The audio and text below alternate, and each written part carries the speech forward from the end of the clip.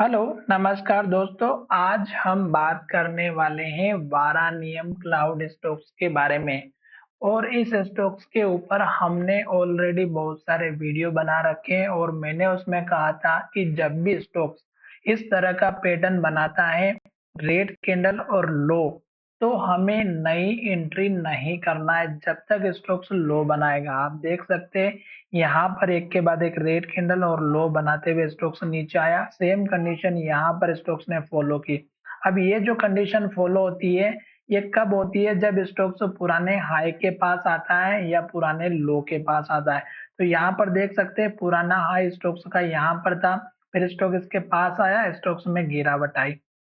फिर जब स्टोक्स ने इस तरह से एक के बाद एक रेड कैंडल बनाई, लो बनाया, और उसके बाद स्टोक्स ने यहाँ पे सपोर्ट लेकर के फिर से पॉजिटिव हैमर कैंडल बनाई थी और यहाँ से स्टोक्स को ऊपर जाना था।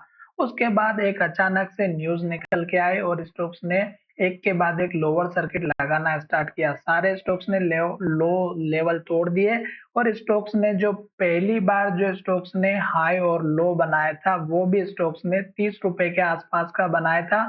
और उन लेवल्स को स्टोक्स ने तोड़ करके उसके नीचे स्टोक्स ने ट्रेडिंग की थी। तो यहाँ पर देख सकते हैं कि स्टोक्स के ये जो इम्पोर्टेंट लेवल थे, इस कैंडल का लो, ये स्टोक्स का एक इम्पोर्टेंट था। दूसरा, स्टोक्स ने यहाँ पर लो बनाया था, ये एक इम्पोर्टेंट लेवल था। दूसरा, यहाँ पे स्टोक्स का हाई जो लगभग 43 रुपए 80 पैसा।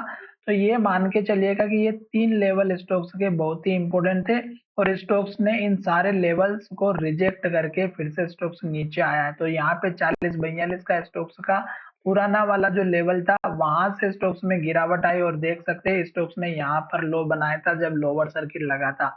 फिर मैंने आपसे कहा था कि अब आपको एक इम्पोर्टेंट बात ध्यान में लेकर के चलना है कि अगर ये लो टूटा तो फिर से स्टॉक्स नीचे आएगा। स्टॉक्स ने यहाँ पे सपोर्ट भी लिया, स्टॉक्स ऊपर जाने की कोशिश भी की और फिर मैंने आपसे कहा था कि ये स्टॉक्स का लास्ट का हाई बना है। अब स्टॉक्स इस हाई को ब्रेकआउट करेगा तो ही ऊपर जाएगा, अदरवाइज स्टॉक्स फिर से नीचे के डाउन ट्रेंड को कंटिन्यू करेगा। तो स्टॉक्स ने इस हाई को ब्रेक नहीं किया और स्टॉक चला गया इसके नीचे।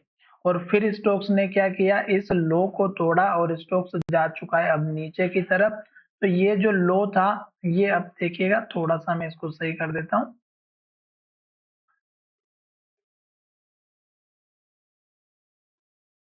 ये जो हमारा पुराना वाला हाई था, हम पहले इसको मार्क कर लेते। तो ये स्टोक्स का पुराना वाला हाई था, इसको ब्रेकआउट नहीं किया और यहीं से स्टोक्स ने रेड कैंडल और लो बनाते हुए नीचे आया।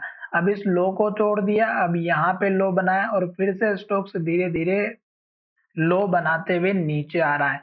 तो अब नई फ्रेश एंट्री तो बिल्कुल भी नहीं करना है। साथ ही मैंने यहाँ पर 9 डेज का एक मूविंग एवरेज लगा के रखा हुआ है जो स्टॉक्स को आपको ये बताएगा कि जब तक स्टॉक उसके नीचे है और रेड कैंडल बना रहा है, लो बना रहा है और लो के पास क्लोज हो रहा है, तो नई फ्रेश एंट्री ना करें। साथ ही ये वीडियो आपकी एजुकेशन के लिए है, बाय सेल की कोई एडवाइस नहीं है। फिर भी आप ट्रेड करते हैं तो अपने फाइनेंशियल एडवाइजर से कंसल्ट कीजिएगा। हो सकता है कि स्टॉक्स फिर से धीरे धीरे करके नीचे जाए और फिर से स्टॉक्स हमारा ये जो सपोर्ट वाला लेवल था 13 रुपए 80 पैसे का, यहाँ आकर के रुके। तो इसलिए नई फ्रेश एंट्री ना करें। साथ ही हमारा वीडियो आपकी एजुकेशन के लिए था। अगर आप हमारे वीडियो को देखने के बाद ट्रेड करते हैं तो अपने फाइनेंशियल एडवाइजर से जरूर कंसल्ट कीजिएगा। साथ ही इस स्टॉक्स में आपको न्यूज को भी ट्रैक करते हुए चलना है, क्योंकि इस स्टॉक्स में ये स्टॉक्स न्यूज के बेस पे ज्यादा रिएक्ट करता है। तो अगर अच्छी न्यूज आती है तो स्टॉक्स ऊपर जाता है और अगर बैड न्यूज आती है तो स्टॉक्स नीचे की तरफ जाता है। तो चलिए वीडियो को यहीं विराम करते हैं। धन्यवाद, मिलेंगे नई वीडियो में।